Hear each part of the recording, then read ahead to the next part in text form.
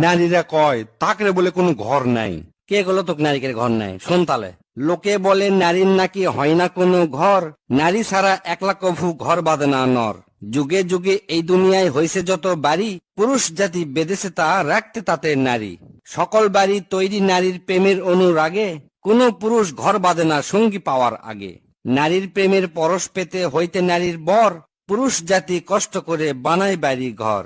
পুরুষ জাতি যত বাড়ি বেঁধেছে এই ভবে, সব বেঁধেছে নারীর নিশি সঙ্গী হওয়ার লোভে।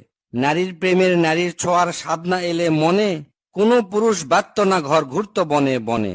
যত রকম বসত বাড়ি আছে ভুবন কুলে, পুরুষরা তার মিস্ত্রি মালিক, নারীরা তার মূলে। নারী হলো বাড়ির শোভা, নারী বাড়ির প্রাণ, পুরুষরা তার কর্তা মালিক, রক্ষী দারোয়ান।